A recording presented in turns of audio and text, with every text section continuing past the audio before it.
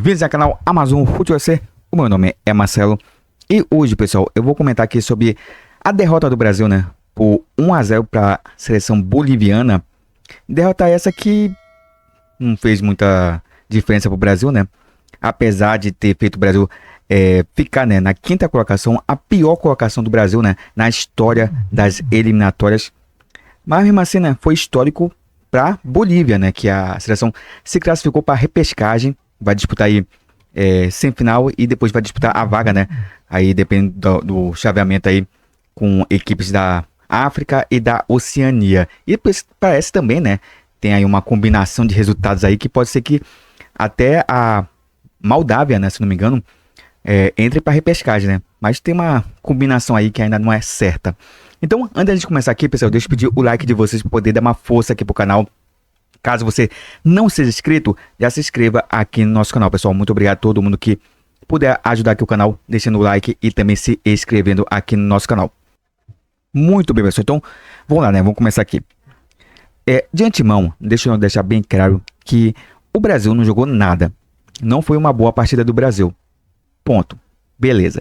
Agora é o seguinte, a gente tem que analisar alguns pontos que tem que ser analisados.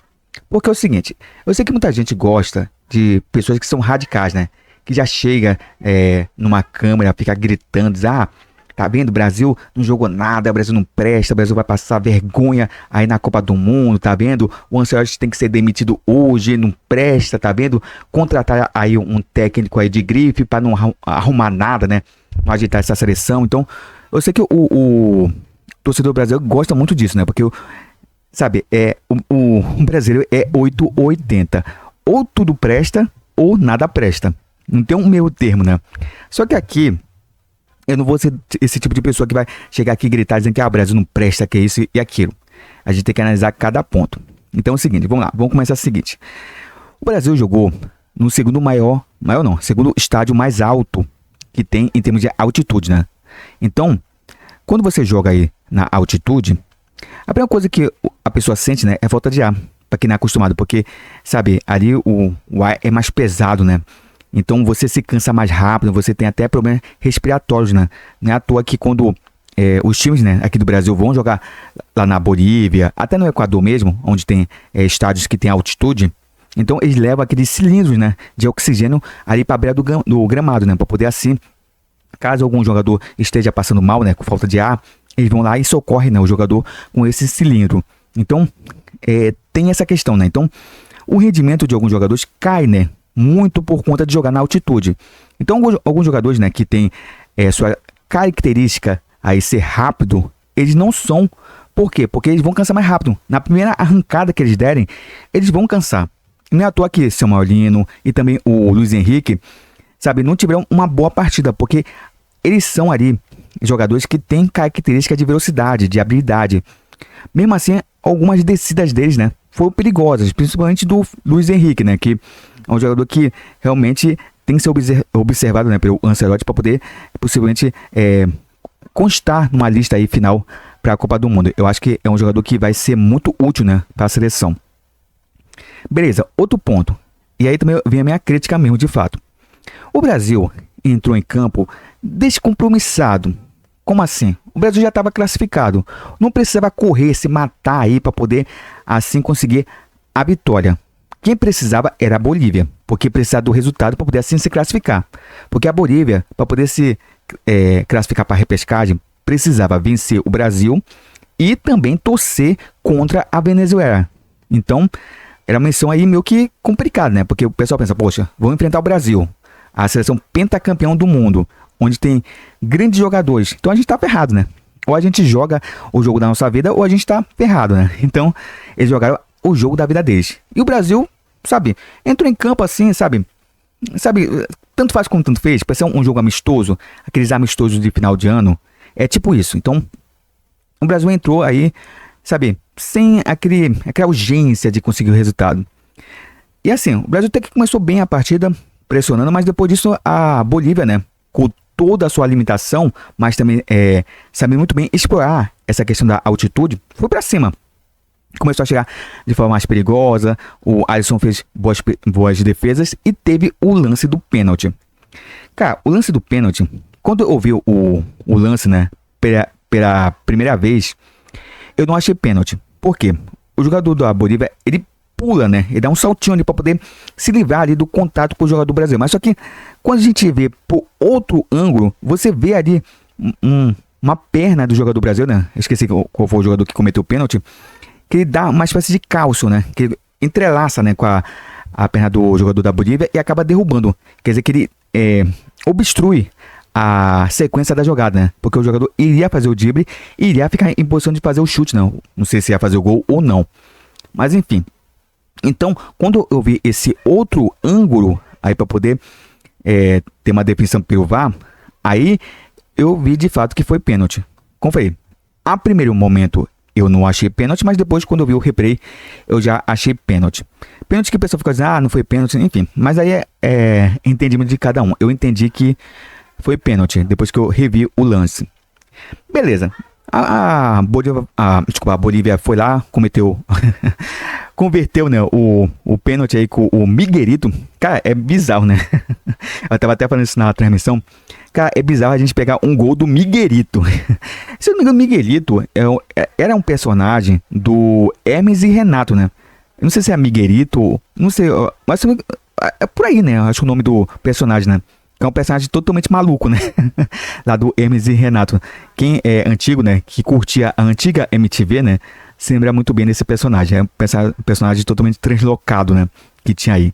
E é muito bacana. Então, assim, é meio bizarro a gente pegar gol do Miguelito. Então, assim, a Bolívia, né? Fez o gol. Depois disso, continuou em cima, né? Até porque também sabia muito bem que se recuasse, chamaria o Brasil para cima. Então, eles poderiam pegar um gol de empate. Então, a estratégia deles foi somente manter a pegada, né? Do primeiro tempo no segundo tempo. Tanto é que uma coisa que eu observei bastante da Bolívia, que eles arriscavam muito de fora da área. E por quê? Porque como também na altitude a velocidade da bola é mais rápida, né? Então ela gira mais rápido, né? Ela é mais veloz a bola. Então acaba surpreendendo o goleiro. Porque o goleiro não está muito acostumado a ter aquela velocidade, né? Então, muitos goleiros acabam falhando por conta disso, né? Porque não está acostumado com justamente a velocidade aí da bola. Então, eles arriscavam, né? Para nossa sorte, os jogadores da Bolívia não eram tão capacitados, né? Assim, né? Não tinha aquela certa habilidade, né? Para poder chutar de fora da área. Mas, mesmo assim, levaram muito perigo, né? Ao gol do Alisson. Inclusive, o Alisson fez grandes defesas, né? Teve uma cabeçada aí no segundo tempo que teve o cruzamento, né, para a grande área no segundo tempo. O jogador cabeceou e o Alisson foi lá no cantinho, né, e espalmou. Uma defesa difícil, né, na altitude aí. Realmente foi uma defesaça realmente de cinema do Alisson. Beleza, então a Bolívia continuou ali a sua pegada. O Brasil no segundo tempo voltou um pouco melhor. Só que a questão do Brasil é justamente uma coisa que eu não gostei. É que o Brasil justamente não estava com aquela urgência de empatar a partida, né? Parecia que o jogador estava conformado com o resultado. Você vê isso na cobrança de lateral, de tiro de meta, né? Em que os jogadores iam pegar a bola calmamente, ia lá cobrar o lateral. Tipo, uma calma, né? Parecia que nem estavam perdendo a partida. Parece que estava 0-0 o jogo. Então não tinha aquela pressa para poder buscar o resultado, sabe?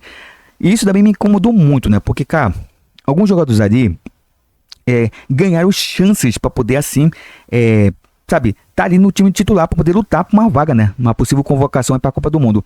E muitos deles parece que, sabe, tava descompromissado com a partida. Tipo assim, é a tua chance de provar alguma coisa, porque você não pega essa chance e aproveita, né?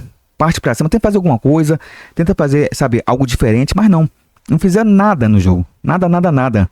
Teve uma ou outra boa jogada aí do Brasil, mas só isso não foi uma boa partida de ninguém, né? Somente do Alisson. O Alisson que foi o destaque do Brasil. Então isso me incomodou, né? Porque o Brasil parecia que, sabe, tanto faz como tanto fez perder essa partida. Enquanto a Bolívia entrou em campo como fosse uma final de Copa do Mundo, né? O Brasil entrou como fosse aqueles amistosos aí de casados versus solteiros, né? Aí do final do ano, aquela pelada de final de ano que você reúne os amigos para poder jogar um futebol aí, todo mundo bêbado aí, todo mundo aí cheio aí de picanha no bucho. Então, já viu, né? Então, assim, parece isso, né? O jogo. O Brasil não entrou em campo para poder ganhar o jogo. Parece que, sabe, é só um amistoso. E outra coisa também que eu ouvi muita gente reclamar é justamente das atitudes, né? Do extracampo ali, né? Porque como eu falei, a Bolívia entrou para poder jogar uma final de Copa do Mundo, né? Então, para eles tudo era válido, né? Aí teve bola murcha, teve ali o pessoal retardando o jogo. Também tem a questão da arbitragem também, que não foi tão legal assim, né? Enfim, foi uma loucura, né? Foi uma loucura o jogo. E os jogadores brasileiros começaram a ficar irritados, né? Com isso.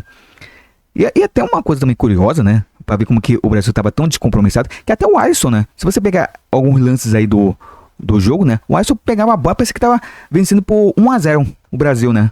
Pegava a bola ali, tipo que tá fazendo tipo cera. Sério mesmo. Pegava a bola, ajeitava o corpo, sabe? Andava pra trás pra poder ficar em posição de chutar pra frente, sabe? Não tinha aquela urgência mesmo de buscar o resultado. Então é complicado, né? Então, aí os caras vêm reclamar, porque a Bolívia praticou o antijogo. Mas, cara, beleza. Praticou o antijogo porque é o jogo da vida deles. Mas o Brasil procurou vencer a partida, procurou realmente buscar o resultado, não procurou em momento algum. Sabe? Então o Brasil estava muito acomodado no jogo. E isso, realmente, de fato, me incomodou. Porque assim, eu sei que justamente jogar na altitude é complicado, é praticar realmente um futebol desumano, né? Porque realmente jogar nessas condições é muito complicado. Eu sei que tinha todos esses fatores aí, mas, cara, poderiam ter feito algo melhor, né? Poderiam ter se dedicado mais. E só para finalizar, né? O pessoal fala, porque o Brasil tá vindo, ficou em 5º lugar aí nas eliminatórias, pior campanha do Brasil. Cara, a gente tem que entender todo o contexto. Isso é culpa do Ancelotti? Não é culpa do Ancelotti. Porque o Ancelotti entrou agora, né? No comando da seleção brasileira. Ele pegou já o bonde andando já. Isso foi culpa da CBF. A bagunça que foi a CBF. Porque nesse meu termo foi quantos técnicos? Foi 4 técnicos no comando do Brasil. Nesses últimos 4 anos, né? Aí de eliminatórias. Então, 4 anos? Acho que 4 anos. Quase, se não for 4 anos, foi quase 4 anos de eliminatórias. Então, nesse tempo, a gente teve 4 treinadores, entendeu? Então, como é que a gente pode ter um sucesso, né? Que foi como foi nas últimas eliminatórias, com 4 técnicos. Porque são 4 cabeças diferentes, né? 4 mentes diferentes. 4 pensamentos diferentes. Então, a CBF estava totalmente perdida. Estava uma bagunça a seleção. Obviamente que isso não iria dar bom. O Brasil começou muito mal as eliminatórias. Até o pessoal dizia que poderia ficar de fora de uma Copa do Mundo. Que eu sempre falei isso, né? Que o Brasil não iria ficar fora de uma Copa do Mundo. Porque realmente seria algo realmente trágico, né? Porque o Brasil tem bons jogadores, né? Tem o Vinícius Júnior, tem o Rodrigo, tem o Rafinha, sabe? Tem o Paquetá, né? Que apesar do pessoal criticar o Paquetá, mas ele faz alguma coisa. Enfim, o Brasil tem bons jogadores, entendeu? Então, só se o Brasil fizesse muita força para poder ficar fora da Copa do Mundo, entendeu? Então, eu não acreditava que o Brasil ficaria fora de uma Copa do Mundo. Mas mesmo assim, realmente foi uma péssima eliminatória por parte do Brasil, se a gente for analisar de um contexto geral, né? O Brasil perdeu uns jogos aí que, não, sabe, parecia que não estava jogando nada, né? Sabe? Aquele descompromisso, sabe? Realmente é inacreditável isso, né? Por parte dos jogadores brasileiros. Parece que não estavam nem aí, né? Pra seleção. Mas mesmo assim, cara, eu acho assim, colocar a culpa no Ancelotti, porque culpa do Ancelotti é muito bizarro, né? Pô, o cara tá chegando agora, né? Agora que ele tá conhecendo o futebol brasileiro, apesar de ter estudado, né? O futebol brasileiro, mas agora que ele tá conhecendo dos veras, né? Como é que é a situação da seleção. Então, e agora que tá começando a implementar a sua mentalidade, né? O seu estilo de jogo aí para a seleção. Então, sabe, é muito bizarro você botar totalmente a culpa no Ancelotti. Quem é a culpa é da CBF. A CBF que é a culpada do Brasil chegar até a 5ª colocação. Então, quem tem que ser criticado justamente é a CBF. Os seus antigos gestores, sabe, as pessoas que estavam no comando desde o início das eliminatórias. Porque foi uma bagunça, foi uma falta de organização, né? Desculpa, uma falta de planejamento gigantesco, né? Não tinha um plano. Todo mundo sabia que o Tite iria sair da seleção e ninguém tinha um plano para poder ter o substituto. Ficaram ali enrolando com o Ancelotti por um bom tempo. E olha só quando que o Ancelotti aceitou, né, o comando técnico. Sabe, somente agora, né? Então é complicado, muito complicado. Como é que uma seleção pode dar certo dessa forma, né? Então, sabe, eu sei que muita gente aí gosta justamente de gente que sai gritando, não presta nada, presta tudo mais, mas pessoal, vamos ter calma. Ainda é muito cedo para poder avaliar o trabalho do Ancelotti. Muito cedo mesmo. Obviamente que a gente já está aí agora numa contagem praticamente regressiva, né? Até a Copa do Mundo, mas mesmo assim, cara, deixa o cara trabalhar, né? Porque lá na Copa do Mundo que a gente vai ver realmente como que vai ser o trabalho dele. Se ele vai ser bem sucedido ou não. Mas de qualquer forma, realmente, agora o Ancelotti não tem culpa alguma do que aconteceu com a seleção. Sabe? Então botar a culpa nele realmente é errado. Tá bom? Então assim, ainda tem 8 meses, né? Se eu não me engano, até a Copa do Mundo. Então tem um bom tempo ainda para poder ter a preparação. Ele ainda vai escolher os nomes que vai levar para uma Copa do Mundo. Então lá a gente vai descobrir realmente como vai ser o trabalho do Ancelotti. Eu espero, sinceramente falando, que o Ancelotti seja bem sucedido, né? Com a seleção brasileira. Eu torço para a seleção. Eu sei que muita gente não torce para a seleção, né? Por conta de birras, seja lá qual a birra que você tem aí. Eu não vou também citar nada, porque o Brasil hoje em dia é complicado, né? Você falar alguma coisa, porque você já é taxado de alguma outra coisa. Então, cara, eu torço para a seleção. Eu gosto de outras seleções? Gosto, né? Gosto aí de como joga a Alemanha. Gosto também da Itália. Gosto também como joga a Argentina, o Uruguai, sabe? Então a gente tem ali algumas seleções que a gente, sabe, tem ali um carisma, né? Pra poder torcer. Mas obviamente que a gente torce pelo nosso país. Pelo país que a gente vive.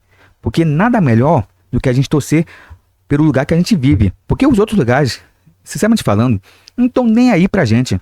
Estão um pouco se lixando pro Brasil. Então a gente tem que torcer pelo nosso lugar, pra nossa pátria. Que aqui é onde a gente vive. A gente não vive em outros países. A gente gosta, sim, gosta. Se o Brasil for eliminado, a gente vai torcer para outras seleções. Não tem problema algum. Até porque ninguém é forçado a torcer para ninguém. Você torce para quem você pensa que é merecedor da sua torcida. Entendeu? Mas, obviamente que, no meu caso aqui, eu tô falando de mim, eu vou torcer pro Brasil, né? Para que o Brasil conquiste o Penta e a gente conquista novamente esse respeito que há um bom tempo a gente não tem, né, com a seleção. Só mais uma coisa, só pra finalizar mesmo de fato o vídeo. Cara, toda vez que o Brasil perde, cara, o pessoal vem com esse negócio de Neymar. Cara, esquece Neymar, cara. O Neymar, em si, ele já foi um ótimo jogador. Eu sempre gostava do Neymar, no tempo lá do Santos, do Barcelona. Era um cracaço de bola. Sempre falando, quem acompanhou o Neymar no tempo de Santos e do Real Madrid, do Barcelona, desculpa, pessoal, do Barcelona, mas no tempo do Santos e do Barcelona, cara, realmente é um espetáculo, né? O Neymar jogou muita bola, mas o problema do Neymar é o descompromisso dele com a carreira dele mesmo. Se ele fosse um cara compromissado, cara, até hoje ele estaria lá na Europa, né? Disputando até bola de ouro, sabe? Sendo um jogador bastante, como posso dizer assim, um jogador fundamental, né? Para os times a qual ele defenderia, né? Então, o Neymar, ele tinha tudo para ser um grande jogador. Só que ele mesmo não quis. Sabe? Ele mesmo se descompromissou, né, da sua carreira. Aí como é que você põe todas as fichas num jogador que não está muito compromissado com o futuro da carreira dele? Sabe? Não dá, né? Se fosse o Neymar anterior, lá no tempo lá do Barcelona, do Real Madrid, lá do Barcelona e também do Santos, cara, sem dúvida nenhuma, ele mereceria estar na seleção.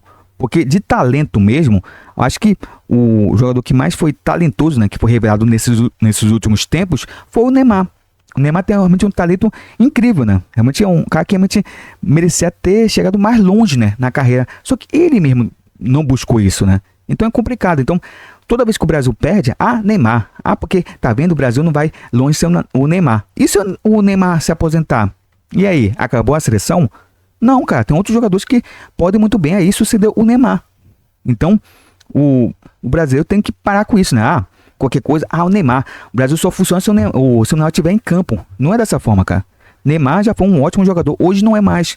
Nem tecnicamente e nem fisicamente. Fisicamente está muito abaixo. Se ele for ali para a seleção, ele só vai ser mais um jogador em campo. Ele não vai fazer muita coisa. Talvez ele consiga fazer alguma coisa, né? Talvez num lance aí genial, porque a habilidade ele ainda tem, né? É um jogador que não desaprendeu a jogar futebol. Mas mesmo assim, cara, vai ser um ou outro lance. Não vai ser aquele jogador mais decisivo, como foi um dia, né? Se no Santos, que, sabe, ele tá jogando aqui no futebol brasileiro, que é o nível, entre aspas, que o pessoal considera mais fraco do que na Europa, ele quase pouco ajuda ao Santos. Imagine enfrentando aí os principais jogadores do mundo, né? Numa Copa do Mundo. Então é complicado. Ainda dá pro Neymar ir para uma Copa do Mundo? Dá, mas vai ter que mostrar, sabe, jogar muita bola, vai ter que mostrar muita coisa para poder ele ser convocado para uma Copa do Mundo. Porque também não adianta só pegar o Neymar e colocar ele numa Copa do Mundo só para ser aquela coisa, tá vendo? O Brasil tem o Neymar, tá vendo? O Neymar tá na seleção. E o cara não ajudar nada em campo, só para ser aquela fonte inspiradora dos jogadores, só para ser aquele cara de referência, mas não entrar em campo, não decidir. Não adianta em nada, entendeu? Então, cara, a gente tem que desligar um pouco, né, das coisas. Neymar já foi um ótimo jogador, realmente um jogador que merecia até uma bola de ouro, mas já passou o tempo dele. Tem que dar chance pros outros, porque o Brasil é um celeiro de grandes jogadores. A cada ano surge um novo talento. Realmente que não cada devido às proporções de um Ronaldo, de um Ronaldinho, de um Pelé, de um Zico, de será, Roberto Dinamite, quem mais? De um Zagallo, um Gerson. Obviamente que não vai surgir todo dia um Gerson, um Pelé, enfim. Não vai ser. Mas tem bons jogadores que surgem, sabe? Então a gente também tem que saber lapidar esses jogadores para poder preparar para a seleção. Assim como as outras seleções fazem.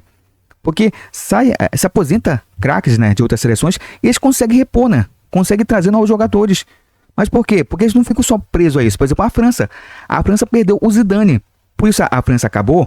Por isso que a França, sabe, não ganhou mais nada? Não. Veio o Mbappé, veio o Griezmann, veio outros jogadores, né, que surgiram e a França foi lá e conquistou novamente a Copa do Mundo. Então, a gente não pode só se prender a um jogador. A gente tem que abrir, sabe, o leque de opções para poder ver outros jogadores que podem ajudar a seleção. Então é isso, pessoal. Muito obrigado a todo mundo que acompanha aqui o vídeo. Não se esqueçam, pessoal, de deixar o like para poder ajudar o canal. Então, pessoal, o like de vocês é poder ajudar o amigo de vocês aqui, ajudar o canal a ser mais divulgado, a crescer a cada dia mais. Então, você que não é inscrito, caiu de paraquedas aqui no canal Amazon Futebol SC, seja bem-vindo. Não se esqueça de deixar o like e também se inscrever aqui no nosso canal. Muito obrigado por tudo mesmo, pessoal, e a gente se vê aí no próximo vídeo. Então, pessoal, até uma próxima!